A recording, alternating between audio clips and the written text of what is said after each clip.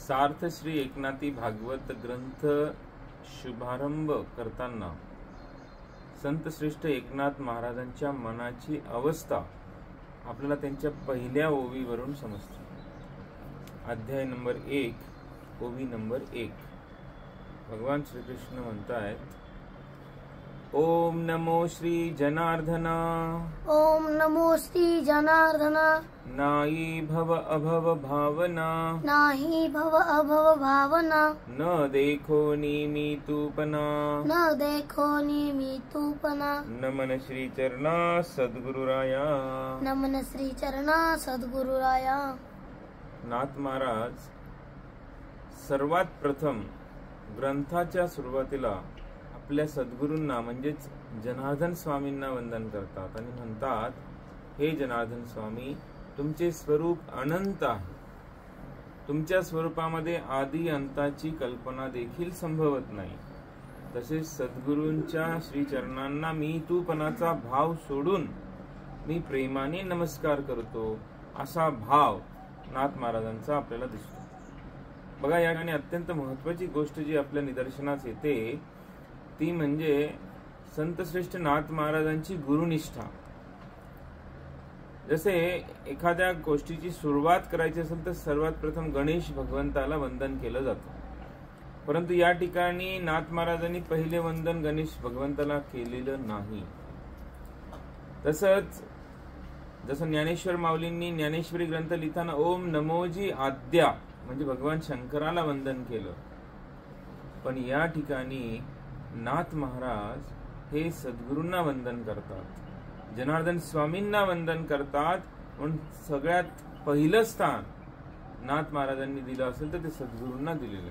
गुरु साक्षात परब्रह्म, सद्गुरु हेच परब्रह्म, आम्हा सद्गुरु तोची परब्रह्म, ऐसा नित्य निज भाव सप्रेम, हेची गुरु सेवा उत्तम उत्तम, शिष्य परब्रह्म स्वये होय। या उक्तीप्रमाणे स्वतः नाथ महाराज परब्रह्म अवस्थेत पोहोचले होते, कारण त्या ओवीमध्ये ते म्हणतात, माझा मी तूपणाचा भाव नष्ट झाला म्हणजे अहंकार नष्ट झाला। त्याचबरोबर नाही भव अभव भावना, कोणत्याही प्रकारचा भेद मनामध्ये शिल्लक राहिला नाही।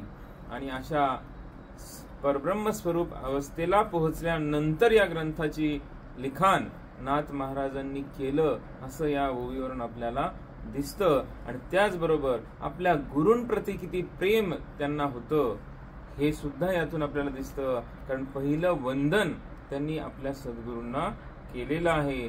हे ग्रंथ लिहिताना त्यांची अवस्था आपल्याला पाहायला मिळते। असं प्रेम सद्गुरूंच्या प्रती असावं। इथं या ठिकाणी मला आवर्जून एक गोष्ट सांगावीशी वाटते की संत श्रेष्ठ नाथ महाराज यांनी वयाच्या 12व्या वर्षी सद्गुरूंना प्राप्त केलं, म्हणजे जनार्दन स्वामींकडे गेले।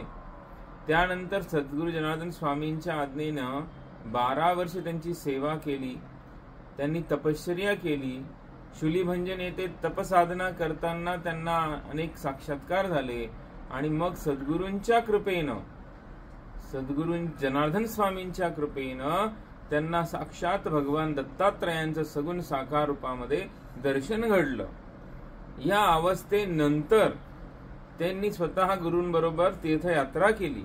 हे सर्व करून अति उच्च स्थितीला पोहोचलेले असताना सुद्धा जेव्हा नाथ महाराजांच्या आजोबांनी सद्गुरूंकडे विनंती केली की ह्याचं लग्न आम्हाला करायचं आहे, तेव्हा सद्गुरूंनी एक पत्र लिहिलं आणि त्या पत्राला पैठणला पाठवलं।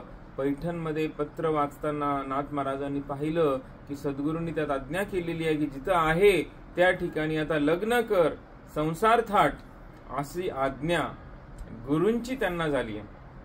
या ठिकाणी नाथ महाराजांना प्राप्त करण्यासारखं अध्यात्मामध्ये अजून काही शिल्लक राहिलेलं नव्हतं, कारण सगुण साकार दत्तात्रय भगवंताची प्राप्ती त्यांना झाली होती। तर मग तरी सुद्धा सद्गुरूंच्या आज्ञेचं पालन करण्यासाठी नाथ महाराजांनी लग्न केलं। गिरिजाबाई बरोबर लग्न करून त्यांना नंतर संतती देखील झाली। गुरु आज्ञेचं पालन इतक्या तत्परतेनं त्यांनी स्वतः जीवनभर केलं आणि ग्रंथ लिहिताना सुद्धा म्हणून पहिलं वंदन त्यांनी गुरूंना केलं। अशी गुरूंप्रती प्रेम, असलं पाहिजे. कारण या ग्रंथामध्ये असं म्हटलेलं आहे, देवापेक्षा बरं का गुरूंचं स्थान श्रेष्ठ आहे. सद्गुरू हे परब्रह्माच्या ठिकाणी आहेत, निर्गुण निराकार परब्रह्म त्यात वास करत असतो. आणि म्हणून गुरुपेक्षा देव मोठा म्हणे तो करंटा हा शब्द देखील या ठिकाणी नाथ महाराजांच्या ग्रंथात आपल्याला पाहायला मिळतो. म्हणून सद्गुरू हे अत्यंत महत्वाचे आणि गुरुपेक्षाही ज्यांचं स्थान मोठं आहे हे आपण प्रत्येकाने लक्षात घ्या.